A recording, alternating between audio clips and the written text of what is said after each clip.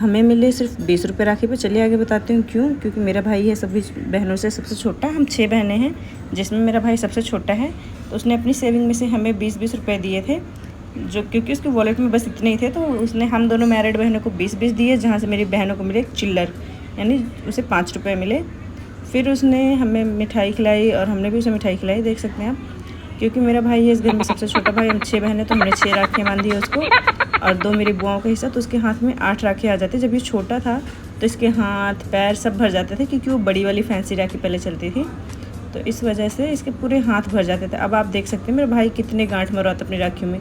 ये कभी भी अपनी राखी को खोलता नहीं है, ना ही कभी टूट जाए तो उसे फेंकता है। ये हमेशा अपनी राखियों को अच्छे से रखता है, तो इसलिए ये हमेशा हमें धमकी दे के बंधवाता है कि जिसकी राखी सबसे पहले टूटेगी, इसका मतलब वो मुझे सबसे कम प्यार करता है। तो इस डर की वजह से हमेशा अच्छी राखी लाते हैं, मजबूत राखी देख कर लाते हैं, और खूब सारी गांठें मारते हैं ताकि कभी खुले भी ना। तो फिर जब हमारी नेक लेने की बारी आती है, भाई के पॉकेट में तो पैसे होते नहीं है। फिर इसने हमारे अपने पर्स से निकाल के दिया खाली 20 रुपये।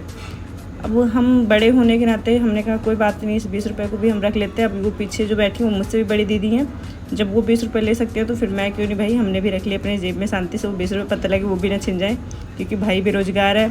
और मेरी छोटी बहन को तो सिर्फ 5 रुपये मिले थे। फिर मम्मी ने अपनी तरफ से हम पर पैसे दिए, देख सकते मेरा भाई दिखा रहा है कि उसका पॉकेट खाली है।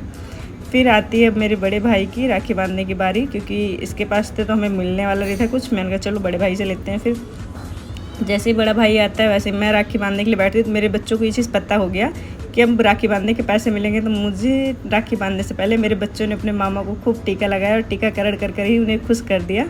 पर बेचारे उसके मामा की 2 रुपये भी नहीं निकले अपने भांजों के लिए। अब देखो वो कितना मक्खन मारे कि मामा अब से दे दे पैसा, लेकिन नहीं, मामा तो कंजूस होते हैं ना।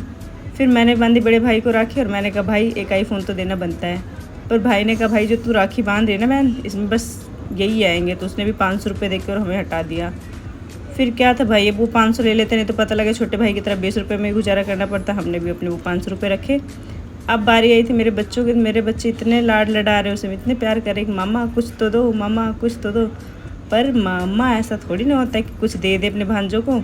उसने कहा अपनी मम्मी से मांग। अब वो मेरे पीछे पड़ गए, मम्मा अपने पैसे दो, अपने पैसे दो। अब मैं उसे अपने पैसे कहाँ से देती भाई।